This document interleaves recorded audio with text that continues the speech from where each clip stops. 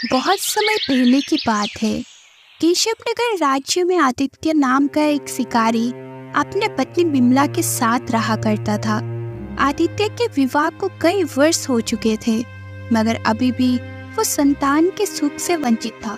एक दिन आदित्य शिकार के लिए घर से निकल ही रहा था कि तभी उसकी पत्नी बिमला उससे बोली, आज तो आपको कोई ना कोई शिकार करना ही होगा। घर में खाने पीने का सामान जो भी था सब खत्म हो चुका है। मैं जानता हूँ विमला, जब तुम मेरी वजह से भूखी रहती हो ना, तो मुझे बहुत बड़ा दुख होता है। ये कैसे बातें कर रहे हो आप? भला आपकी वजह से मैं भूखी क्यों रहती हूँ? क्योंकि मैं एक शिकारी हूँ और काफी समय से मुझे कोई ढंग का शिकार नहीं मिला। अगर मैं शिकार के अलावा कोई और काम जानता तो शायद हमें ये दिन देखने ना पड़ते। भगवान पर भरोसा कीजिए, आज कोई ना कोई शिकार आपको मिल ही जाएगा। बिमला की बात सुनकर आदित्य उदास मन से जंगल की ओर चला गया और अपने फेनी नजरों से शिकार को खोजने लगा। तभी उसकी नजर एक वृक्ष पर पड़ी। उसने देखा कि उस वृक्ष के ऊपर अपने घोंसले के ऊपर एक चील बैठी हुई थी और ठीक उसके पीछे एक सर्प उसे डसने के लिए तैयार बैठा था। अरे ये तो चील है, और ये जिस अंदाज से बैठी हुई है, इससे लगता है कि ये अपने अंडों की हिफाजत कर रही है। हा, ये सांप एकदम घात लगा के बढ़ रहा है। अगर सांप ने इसे डस लिया तो ये तो बेचारी बेमौत मारी जाएगी। रुक जाओ।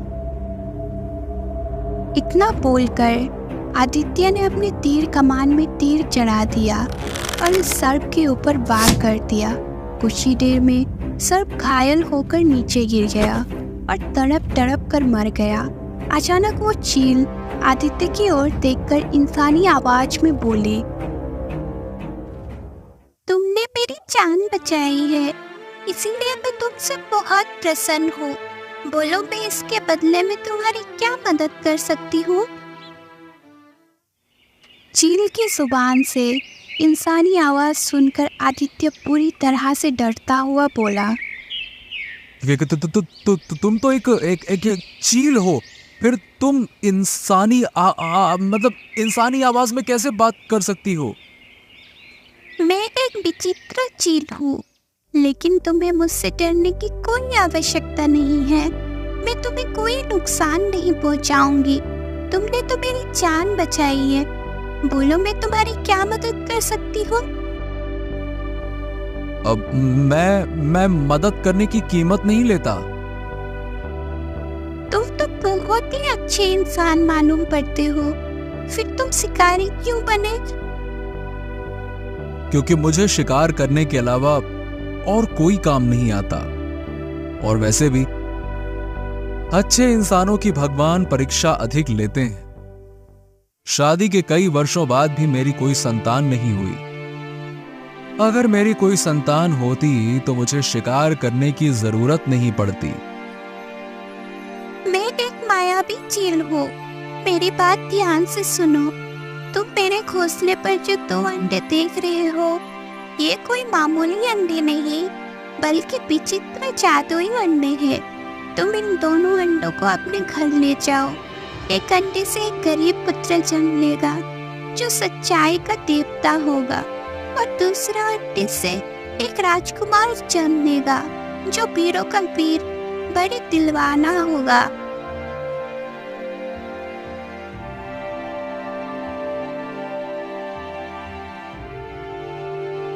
आदित्य उन दोनों अंडों को अपने घर पर लेकर आ गया और सारी घटना अपनी पत्नी को बताते हुए बोला, अरे विमला, मैं क्या बताऊं, मुझे तो विश्वास ही नहीं हो रहा कि जो घटना मैंने अपने आंखों से देखी वो सत्य है।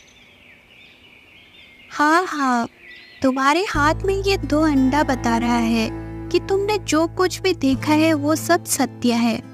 अब और देर ना करें, जल्दी से इन अंडों को उठाकर रख दो।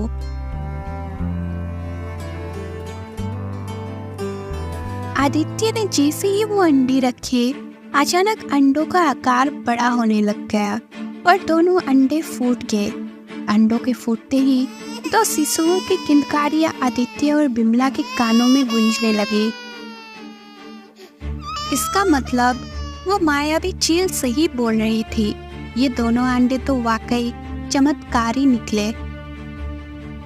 इतना बोलकर बिमला ने अंडों से दोनों बच्चों को उठा लिया और आदित्य से बोली, ये दोनों बच्चे तो बहुत ही सुंदर है। हाँ बिमला, ये दोनों बड़े ही प्यारे बच्चे हैं। और ले ले ले ले ले ले ले देखो तो सही कितने प्यारे हैं। और हाँ, आज से ये हमारे ही पुत्र हैं। इनके जन्म से पहले ही इनकी भविष्यवाणी कर दी गई है, इसीलिए मैं इनका नामकरण अभी से करती हूँ। इनमें से एक राजकुमार होगा, मैं उसका नाम अशोक रखती हूँ, और दूसरा गरीब होगा लेकिन मन का धनी होगा, मैं उसका नाम बलराम रखती हूँ। बिमला की बात सुनकर आदित्य मुस्कुराने लगा।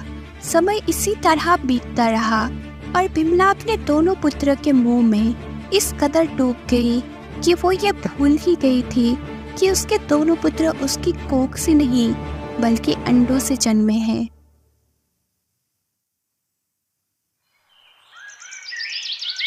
ऐसे ही 20 वर्ष बीत गए। अशोक और बलराम 20 वर्ष के हो चुके थे। वो दोनों भाई अब आदित्य के साथ खेतों में उसका हाथ बटाते थे।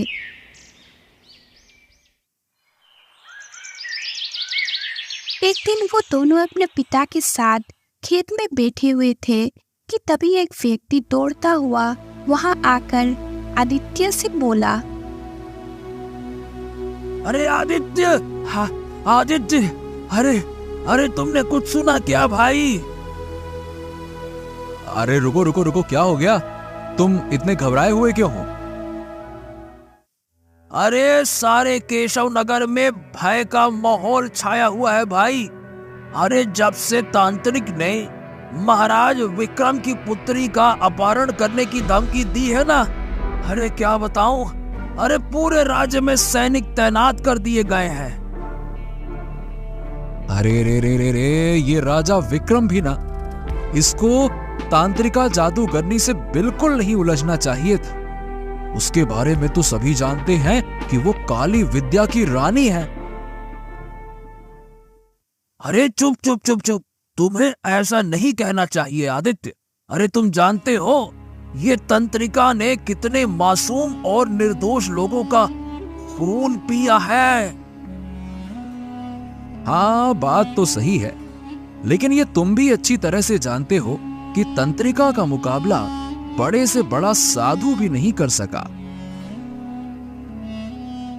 तभी बलराम क्रोधित होते हुए अपने पिता आदित्य से बोला, पिताजी मुझे आज्ञा दीजिए, मैं उस तांत्रिक का सर्वनाश कर दूंगा। जब भी मैं किसी पर अत्याचार होते हुए देखता हूं तो मेरा खून खौल उठता है, और फिर तांत्रिक तो एक बहुत बड़ा अत्याचारी है।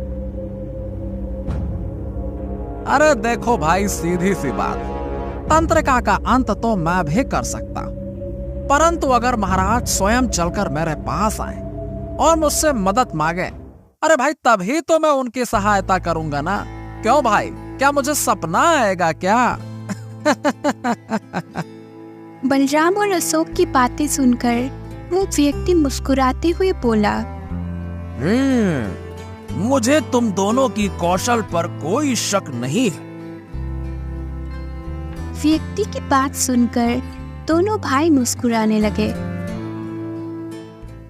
उधर राजा विक्रम चिंतित अवस्था में दरबार में अपनी पुत्री राजकुमारी चंद्रलेखा के साथ बैठे हुए थे कि तभी उसके बगल में खड़ा हुआ उसका मंत्री चरण सिंह उससे बोला, महाराज इस तरह चिंतित होने से कुछ नहीं होगा। ये सब छोड़िए और जल्दी से जल्दी कोई उपाय सोचिए जिससे तांत्रिका को गिरफ्तार किया जा सके। मंत्री जी, तुम्हारे कहने पर ही हमने तंत्रिका को इस राज्य से बाहर खदेड़ दिया।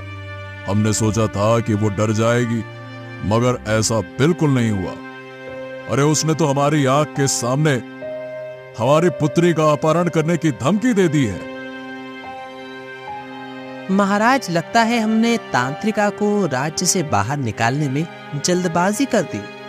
हमें सबसे पहले उसके मंसूबों के बारे में जानना चाहिए था कि आखिर वो ऐसी कौन सी काली विद्या की प्रक्रिया कर रही थी जिसके लिए उसने इतने निर्दोष और मासूमों की बलि दी।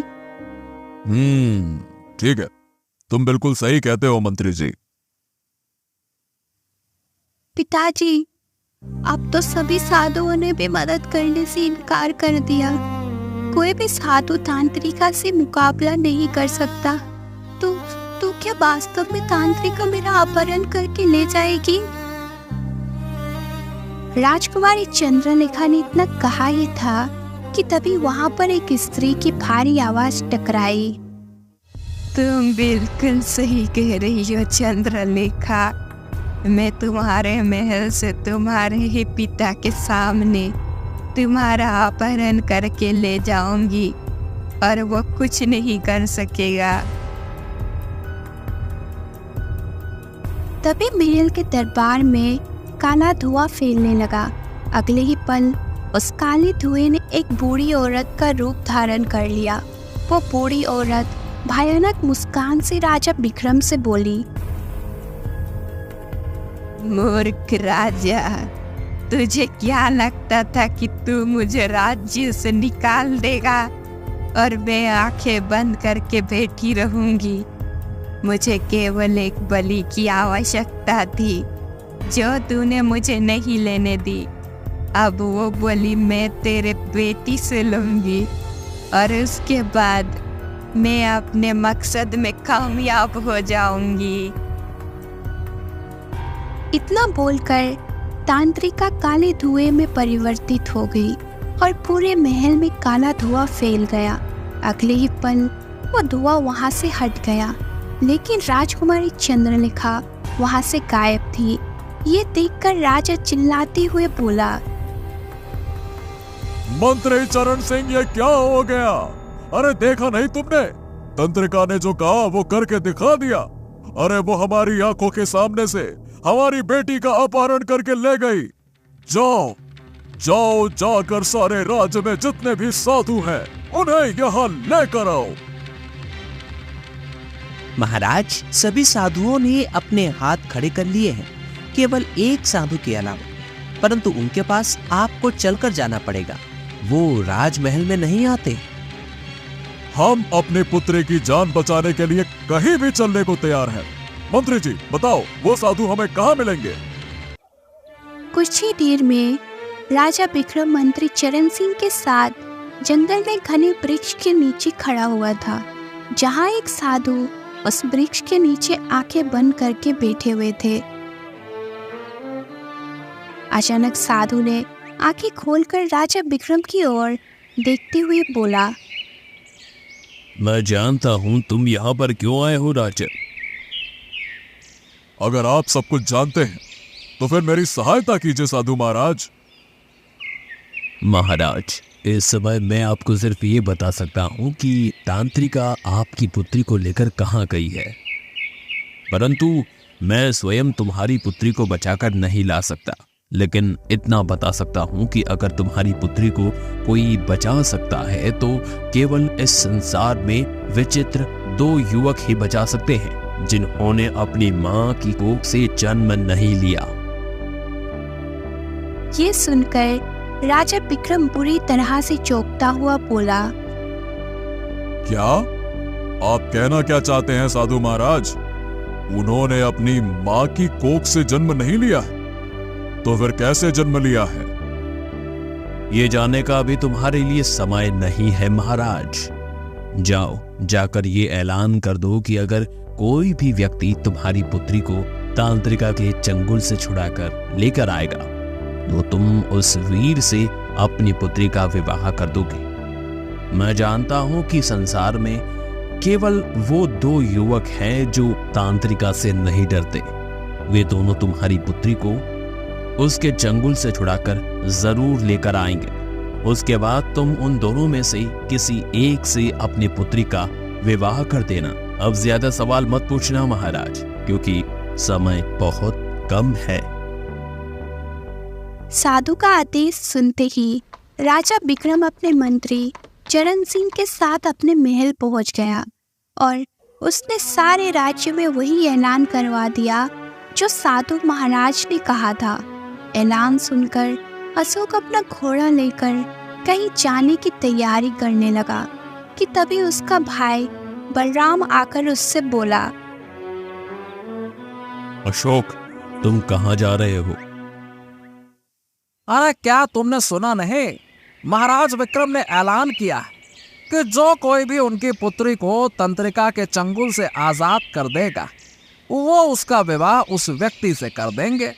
मैं राजकुमारी चंद्रलेखा को तंत्रिका के चंगुल से आजाद कराकर उससे विवाह करूंगा।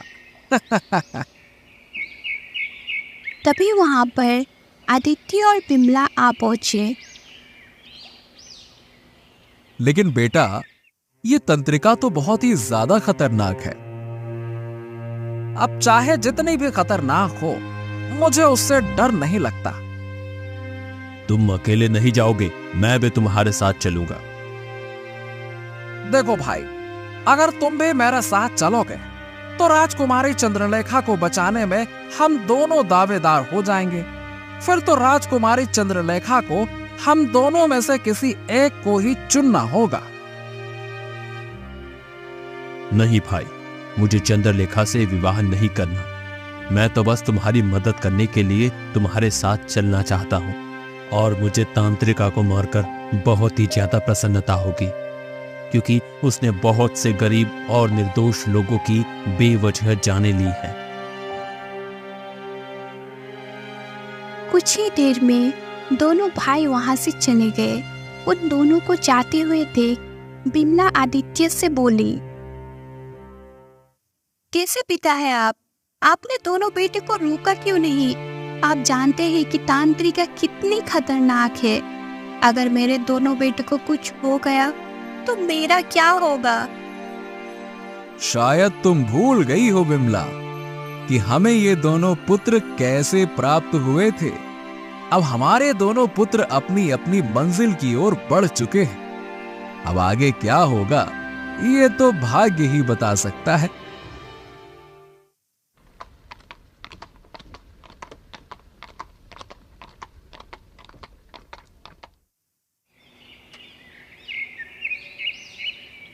अशोक, हम दोनों यहाँ पर आ तो गए हैं, पर हमें ये नहीं पता कि तांत्रिका हमें कहाँ मिलेगी। हाँ, तुमने सही कहा। और कोई भी साधु डर की वजह से हमें बताने को तैयार भी नहीं है। तभी वहां पर एक चील उड़ती हुई आ गई और उन दोनों की ओर देखकर बोली, मैं जानती हूँ कि वो तांत्रिका तुम्हें कहाँ मिलेगी। चील के मुंह से इंसानी भाषा सुनकर वो दोनों भाई आश्चर्यचकित रह गए। तुम तो चील हो। चील भला मनुष्य की आवाज में कैसे बात कर सकती है?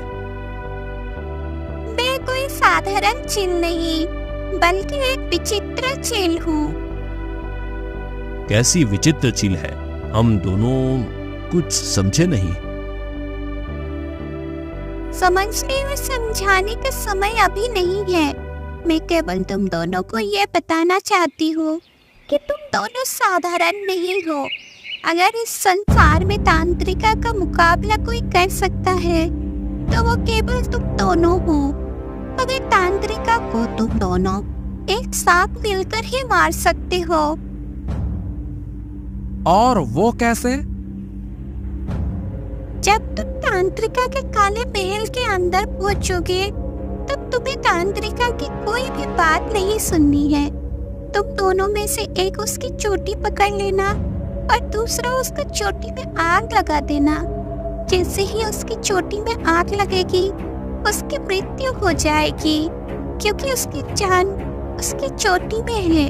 उसके बाद राजकुमारी चंद्रलेखा को लेकर तुरंत महल चले जाना। अब तुम दोनों अपनी आंखें बंद कर लो। जब तुम अपनी आंखें खोलोगे तो स्वयं को तांत्रिका के महल में पाओगे।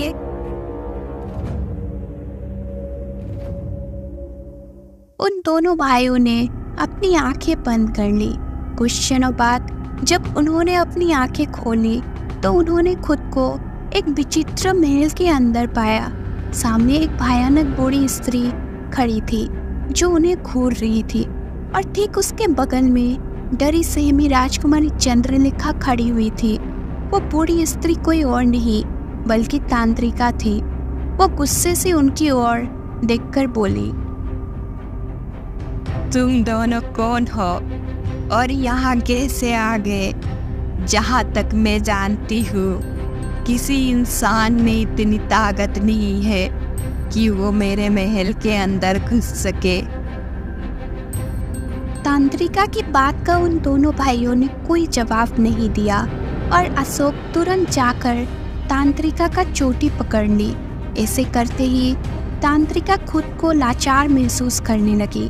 वो चीखती हुई बोली, ये नामुमकिन है। इस तरह की शक्ति पृथ्वी लोक के वासियों में नहीं होती। ऐसी शक्ति तो केवल पाताल लोक के वासियों में होती है। इसका मतलब मैंने बरसों पहले पाताल लोक की रानी को जीवित छोड़ने की गलती कर दी जब मैंने उसे एक चील में परिवर्तित कर दिया था। तांत्रिका ने इतना कहा ही था कि तभी बलराम ने उसकी चोटी में आग लगा दी। कुछ ही देर में तांत्रिका जलकर राख हो गई। उसके राख होते ही अशोक ने राजकुमारी चंद्रलेखा की ओर देखकर कहा, डरने की कोई बात नहीं राजकुमारी, अब तुम सुरक्षित हो। राजकुमारी जल्दी चलिए, हमें आपको तुरंत महल में ले चलना है। चलिए। कुछ घंटों के बाद अशोक, बलराम और राजकुमारी चंद्रलेखा राजा विक्रम के महल में खड़े हुए थे।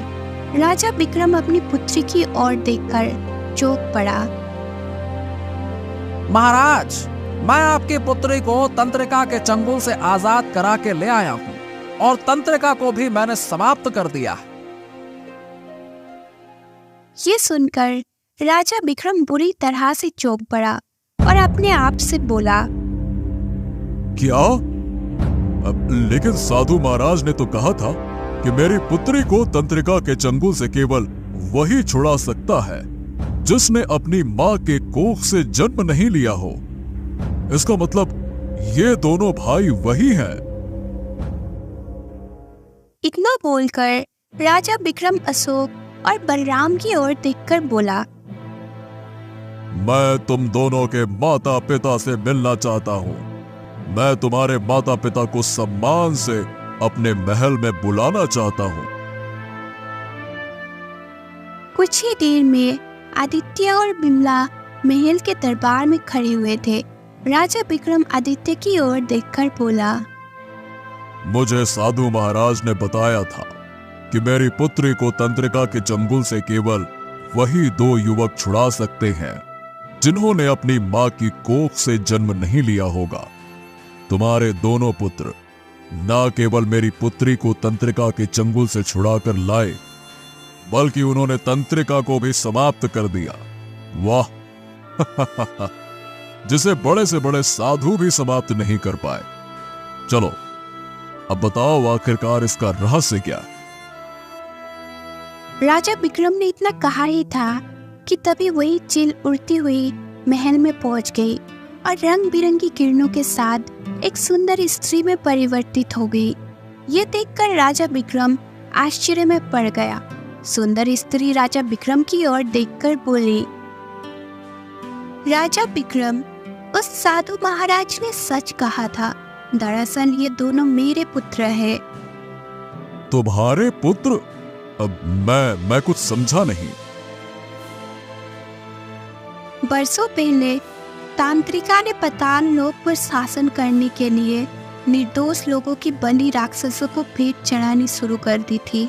जब मुझे इस बात का पता चला तब मैंने तांत्रिका को सबक सिखाने के लिए पृथ्वी लोक पर भेजने का निर्णय लिया, लेकिन मैंने उसे कमजोर समझ लिया। तांत्रिका ने मुझे चील के रूप में अपने जादू की शक्ति से परिवर्तित कर दिया। मगर वो नहीं जानती थी कि मैं उस समय गर्भवती थी। मैंने चील के रूप में 2 अंडे दिए और ये दोनों पुत्र उन्हीं अंडों से जन्मे हैं।